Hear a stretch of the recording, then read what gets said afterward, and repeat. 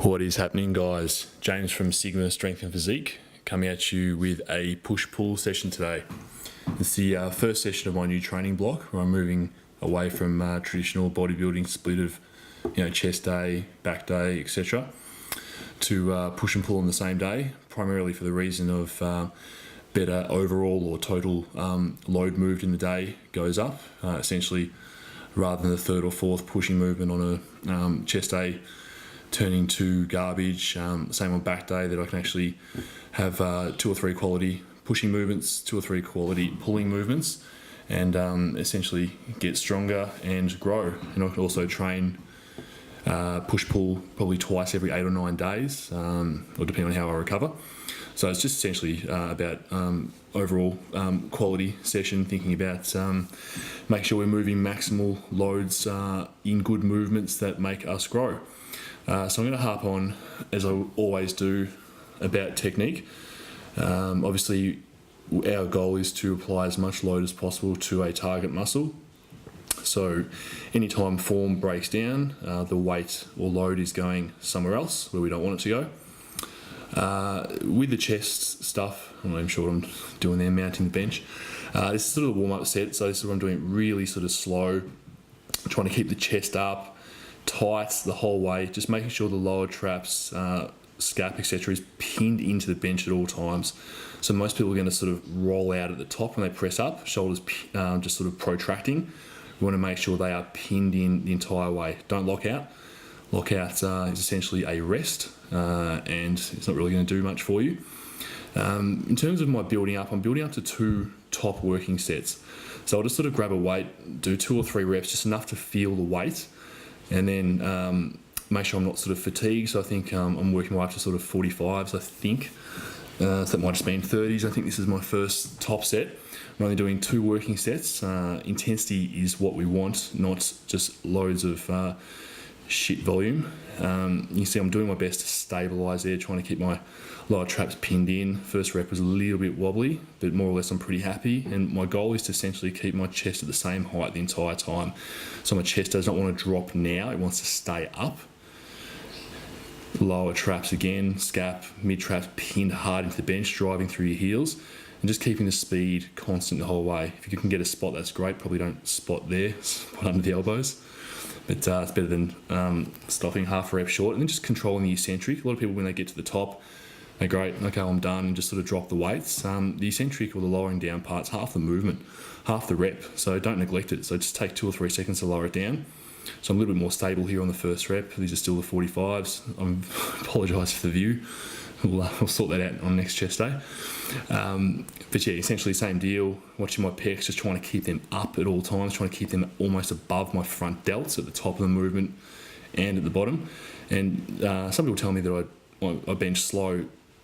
I'm not really that slow. It's the speed you want to do a rep at is the fastest speed that you can control the weight through the full range of motion. That's the speed that I need to do to control it.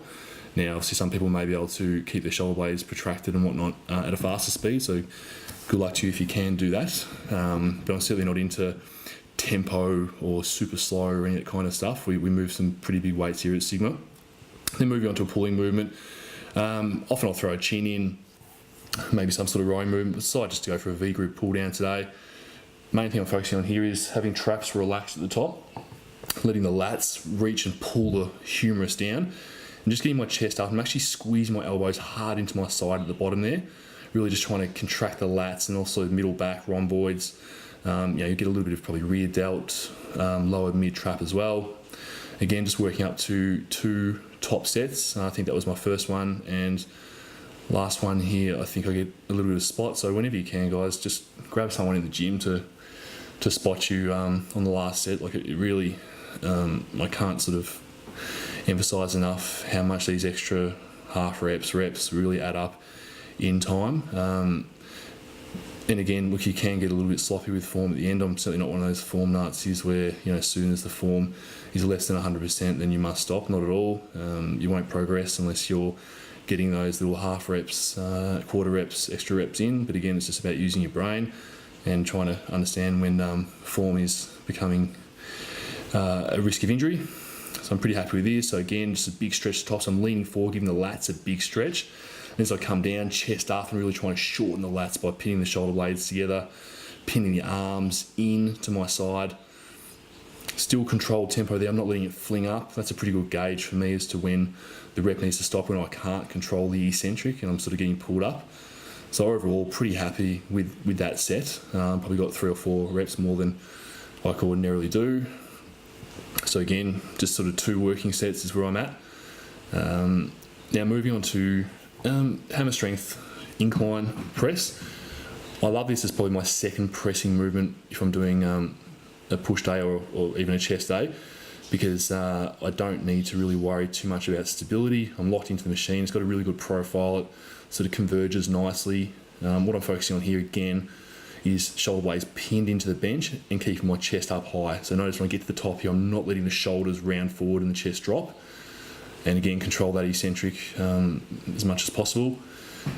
And my big focus as well is also, I'm thinking about driving my bicep into my pec as I come up. So although it would look the same as simply just pressing up, just the initiation or the progenitor or whatever you want to call it at the start is me trying to drive that bicep into pec, and that's what's going to activate the pec a lot more.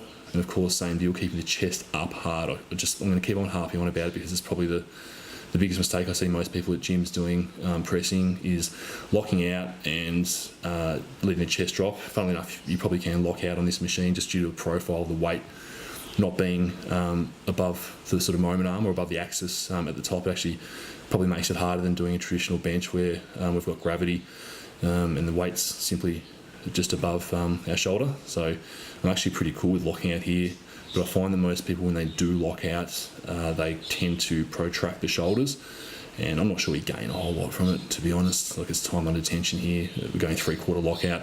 Again, you can grab someone to give you a bit of a spot. It's an awkward one to spot on, just being that they've got to sort of pull it towards them. But again, extra couple of reps, and controlling that eccentric. I think I did two or three working sets on this one.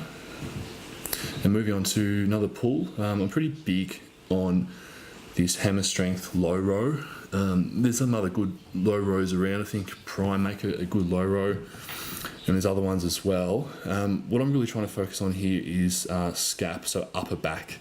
So the initiation, so I look like I'm mounting the bloody thing, but what I want to do is have my shoulders rounded here, so those scap muscles are stretched, and now I'm shorting them as I pull the shoulder blades together. So you can see them really stretch and lengthen out here.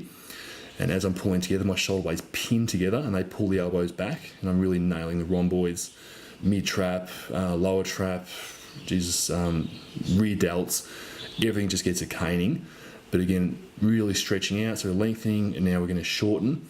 And it's actually a pretty deceptively tough movement for something where you're pretty stable, like a machine movement. But most people will probably be able to sit down, slide your bum back a bit and get this done, but I'm really too tall for that, so we make adjustments, and I'm just driving the chest in hard, so I don't want your chest coming up too much. So I actually tell people to keep their head down because it actually keeps them from coming up with the weight. So there'll be a little bit of lower back extension as you get to the top, like you'll find you'll sort of straighten up a little bit. We really want to push your chest against the padding to let the scapula really pull all those muscles together and pull your elbows back. So just let the elbows go where they go. A lot of people sort of focus on, do I pin my elbows in? Do I flare them out? Just pin the shoulder blades together and let the elbows go where they go.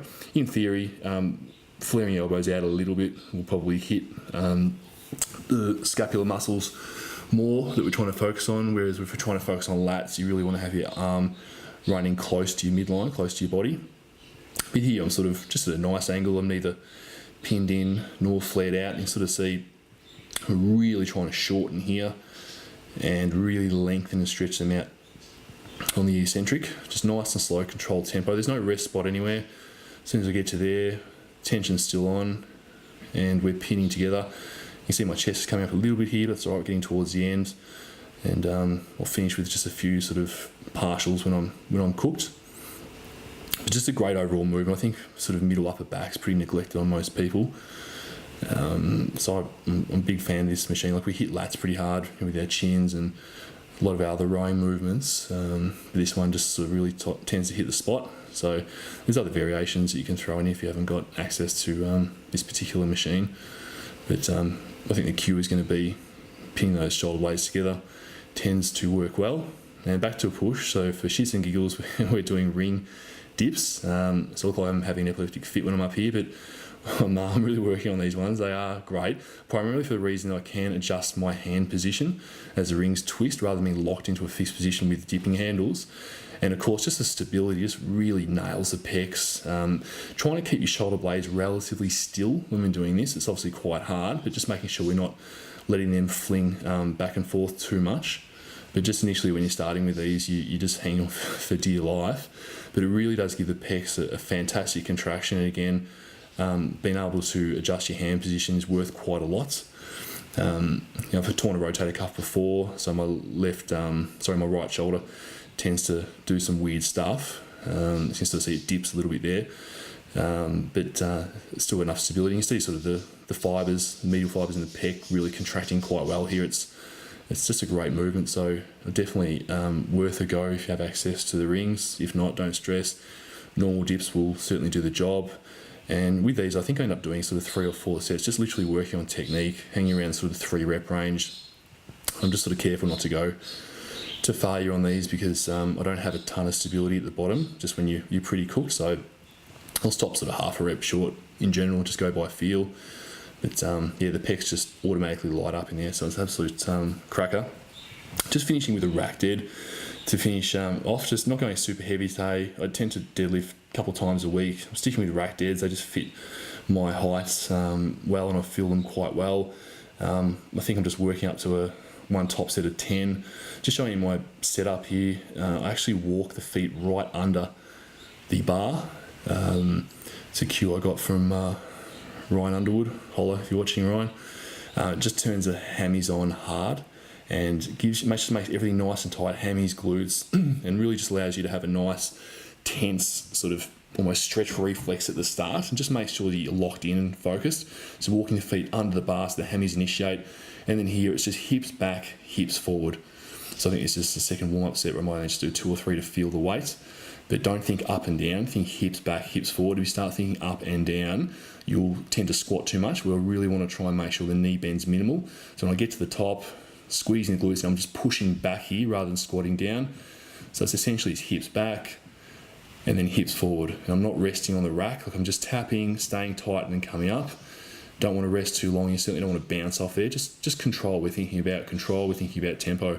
But I just went to, I think, 1 set of 10 on 140. So it was, not killing it technique day, and then we'll go heavy next one. But thanks for watching, guys. Please subscribe and post any questions or comments in the area below, and I'll put the session details in there. In the meantime, go hard. Enjoy.